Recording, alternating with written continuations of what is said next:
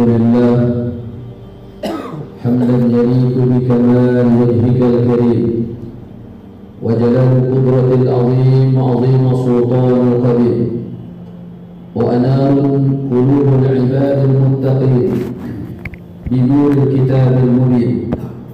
أشهد أن لا إله إلا الله وأشهد أن محمدا عبده ورسوله لا نبي ولا رسول بعده. قال الله تعالى: يا أيها الذين آمنوا اتقوا الله حق تقاته ولا تموتن إلا وأنتم مسلمون.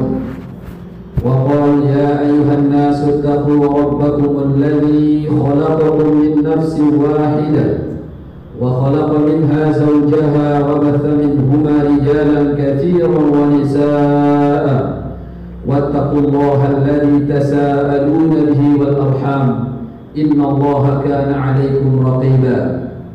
وقال: يا أيها الذين آمنوا اتقوا الله وقولوا قولا سديدا يصلح لكم أعمالكم ويغفر لكم ذنوبكم ومن يطع الله ورسوله فقد فاز فوزا عظيما. وقال رسول الله صلى الله عليه وسلم: اتق الله حيثما كنت واتبع السيئة الحسنة تمحها وخالق الناس بخلق حسن. اللهم صل على محمد وعلى آل محمد كما صليت على إبراهيم وعلى آل إبراهيم إنك حميد مجيد. معاشر المسلمين jamaah salat Jumat yang dirahmati oleh Allah Subhanahu wa taala. Usikum wa nafsi bittaqwallah faqad fazal muttaqun. Marilah kita senantiasa meningkatkan keimanan dan ketakwaan kita kepada Allah Subhanahu wa taala. Karena dengan dua hal inilah merupakan hal yang sangat penting, bekal yang sangat utama ketika kita ingin berjumpa dengan Allah Subhanahu wa taala dalam keadaan bahagia. Maka Allah Subhanahu wa taala mengingatkan kepada kita, wa tazawwadu fa inna khairaz zadi taqwa.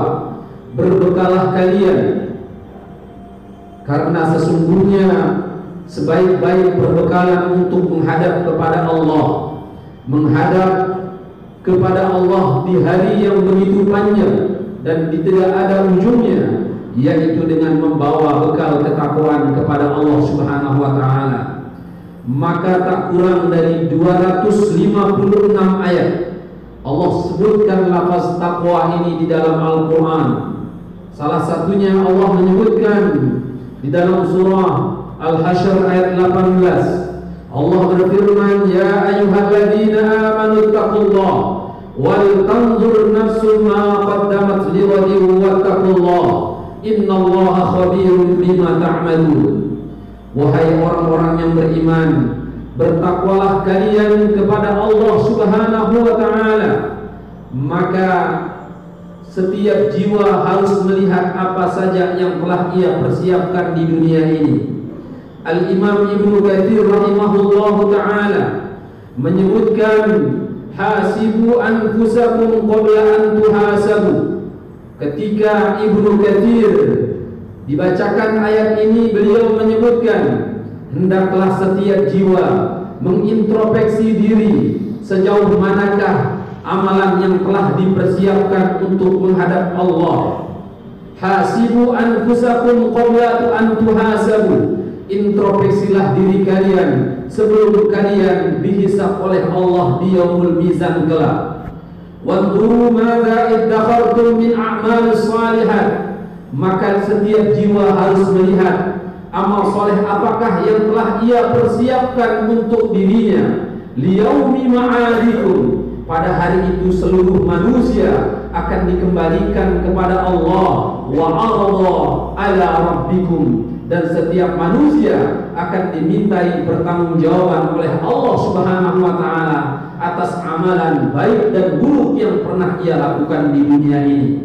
Maka ikhwan yang dirahmati oleh Allah Subhanahu wa taala, anjuran dari Allah untuk memperbanyak kebaikan, untuk memperkuat ketaatan, untuk senantiasa beribadah kepada Allah disebutkan dalam banyak ayat dan hadis Nabi sallallahu alaihi wasallam.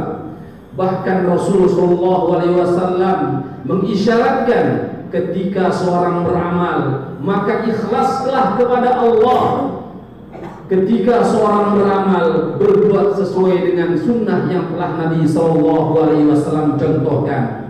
Maka begitu pula Allah mengingatkan dalam Al-Quran, la tubtilu a'malakum, wahai orang-orang yang beriman, taatlah kalian kepada Allah, taatlah pula kalian kepada Rasulullah, dan jangan sampai amalan-amalan perbuatan yang telah kalian lakukan di dunia, kebaikan dan amal soleh yang telah kalian tanam dan kalian rawat, rusak begitu saja. Wala tubtilu a'malakum. Ikhwanu fiddin yang dirahmati oleh Allah Subhanahu wa taala. Karena Rasulullah sallallahu alaihi wasallam memberikan gambaran ada jenis manusia yang kelak di hari kiamat dibangkitkan oleh Allah. Mereka dalam keadaan tidak membawa apa-apa. Mereka dibangkitkan oleh Allah dalam keadaan merugi. Mereka dibangkitkan oleh Allah dalam keadaan bangkrut di hadapan Allah Subhanahu wa taala. Sementara dulu di dunia mereka adalah ahlus sholat, mereka adalah ahlus sedekah, mereka adalah ahlus shaum, sehingga disebutkan dalam hadis Nabi sallallahu alaihi wasallam. Nabi sallallahu alaihi wasallam bertanya kepada sahabatnya, atadruna mal muflis? Tahukah kalian orang yang merugi? Maka sahabat menjawab, al muflisu fina man la dirhaman wala mata. Orang yang merugi di antara kami adalah orang yang tidak punya uang, orang yang tidak punya harta, orang yang tidak punya kekayaan. Nabi SAW kemudian menyebutkan al-muflisu min ummati, orang yang merugi di antara umatku, may ya'ti yaumal qiyamah, siapa yang datang kepada Allah Subhanahu wa taala di hari kiamat, bi sholatin, dengan membawa pahala salatnya, wa saumin, dengan membawa pahala puasanya, wa zakatin, begitu pula ia membawa pahala daripada sedekah dan zakat yang dia keluarkan dari hartanya. Wa qad syatama hada, namun dulu di dunia ia sering menggunjing, mengejek, membuli, menghina orang lain. Wa qadhafa hada, bahkan ia sering menuduh orang-orang yang berbuat baik, menuduh orang-orang yang saleh berbuat buruk, menuduh orang-orang dari hal-hal yang dibenci oleh Allah Subhanahu wa taala. Wa akhadha mala hada, kerjaannya mengambil hak orang lain. Wa akala mala hada wa dharaba hada, bahkan dengan kekuatannya, dengan tangannya, dengan kekuasaannya memukul dan menyakiti orang lain. Wasafaka dima'a hada, bahkan mereka adalah orang-orang yang menghancurkan, menumpahkan darah orang lain demi kebutuhan yang ia inginkan. Maka Allah Subhanahu wa taala menyebutkan kelak di hari kiamat seluruh kebaikan-kebaikan yang ia lakukan akan diberikan kepada orang-orang yang telah berbuat zalim terhadap orang yang dizaliminya. Fa in faniyat min hasanatihi, ketika kebaikan-kebaikan puasanya, salatnya, zakatnya itu telah habis, dan kebaikan-kebaikan yang lainnya, maka seluruh keburukan-keburukan orang yang dizaliminya akan diberikan kepadanya. Maka tersisa saat itu kebaikan tidak ada, keburukan yang tersisa, maka Allah Subhanahu wa taala menyeret mereka ke dalam neraka. Hal ini diakibatkan adalah karena ia berbuat zalim terhadap orang lain. Kebaikan ia lakukan di dunia, namun kezaliman kepada orang lain tak bisa dihentikan dengan tangannya. Ikhwanu fiddin, jamaah salat Jumat yang dirahmati oleh Allah. Kemudian dalam hadis Tauban, Nabi SAW juga bercerita, ada jenis manusia yang kedua, yang mana mereka kelak di hari kiamat dibangkitkan oleh Allah dalam keadaan menderita dan sengsara, padahal mereka adalah orang-orang yang baik dulu di dunianya. Nabi sallallahu alaihi wasallam menyebutkan la'alamanna aqwaman min ummati. Kelak di hari kiamat betul-betul akan terlihat dari umatku. Yatuna yaumal qiyamah. Mereka itu datang kepada Allah pada hari kiamat bihasanatin, dengan memikul kebaikan-kebaikan yang begitu banyak. Amsali jibari tuhamah bilan, saking banyak kebaikannya pada hari itu.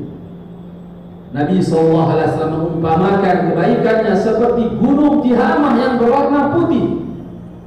Wa ja'alahu Allahu azza wa jalla haba'an manthura. Maka kebaikan tersebut Allah Subhanahu wa taala jadikan terhapus dan hilang dari sisinya. Kemudian Thauban bertanya, "Ya Rasulullah, sifhum lana." Jelaskan kepada kami sifat-sifat mereka. Jelaskan kepada kami tanda-tanda mereka. La'alla nakuna ma'hum, agar kami tidak terjerumus seperti mereka. Wa nahnu na'lam, sementara kami tidak mengetahui. Maka Nabi SAW menyebutkan, amma innahum, sesungguhnya mereka adalah ikhwanakum, dari teman-teman kalian, dari saudara-saudara kalian. Yang mana mereka Nabi SAW sebutkan, amma innahum wa min jildatikum, dari golongan kalian sendiri. Ta'khuduna al-laila kama ta'khudun. Mereka berdiri untuk mendirikan salat malam sebagaimana kalian mendirikan salat malam. Mereka berpuasa bersedekah sebagaimana kalian berpuasa dan bersedekah. Mereka melakukan kebaikan sebagaimana kalian melakukan kebaikan. Walakinnahum, akan tetapi mereka, aqwamun idza khalau bi maharimillah intahakuha, akan tetapi jenis mereka adalah jenis kaum yang ketika mereka berada dalam kesendiriannya, maka mereka bermaksiat di hadapan Allah Subhanahu wa taala. Ketika mereka bersama orang lain, terlihat nampak mereka adalah seperti orang yang paling saleh dan yang paling baik. Tetapi ketika mereka sendiri, dalam kondisi sendiri, tak ada orang yang membersamainya, mereka tidak malu-malu untuk bermaksiat kepada Allah Subhanahu wa taala. Jenis manusia seperti inilah kelak di hari kiamat, kebaikan-kebaikan yang mereka pernah lakukan di dunia, Allah akan hapus dan hilangkan dari hadapan mereka. Ikhwanu fiddin yang dirahmati oleh Allah Subhanahu wa taala. Kemudian Allah Subhanahu wa taala pula menjelaskan di dalam Al-Qur'an ketika Nabi sallallahu alaihi wasallam menyampaikan dakwah tauhid, Nabi pun diingatkan oleh Allah. Apa yang disebutkan oleh Allah? Sungguh kami telah mewahyukan kepadamu dan kepada nabi-nabi sebelummu, la in asyrakta la yahbatanna 'amaluka wa la takunanna minal khasirin. Begitu pula ketika engkau wahai Muhammad berbuat syirik kepada Allah dalam ibadah, ketika engkau menduakan Allah dalam ibadah, maka sungguh seluruh amalan yang engkau lakukan akan aku hapus, akan terhilang dengan sendirinya karena kesyirikan yang dilakukan. Maka ikhwan yang dirahmati oleh Allah, selain kita beramal untuk Allah dan begitu pula beramal sesuai dengan apa yang telah Nabi SAW contohkan, maka jagalah amalan kita. Jangan sampai amalan kita rusak begitu saja. Jangan sampai kita di dunia ini telah bersusah payah, bercapek-capek badan kita, sampai badan kita letih, siang dan malam kita beribadah di dunia ini, namun di akhirat kelak ibadah tersebut hilang sia-sia begitu saja tanpa bekas. Maka Nabi SAW mengajarkan kepada kita, jaga amal kita, jaga kebaikan kita, rawat hal demikian ini dengan keikhlasan kepada Allah Subhanahu wa taala. Barakallahu li wa lakum fil Qur'anil Karim. ونفعني وإياكم بما فيه من الآية وذكر الحكيم وتقبل مني ومنكم تلاوة إنه هو السميع العليم.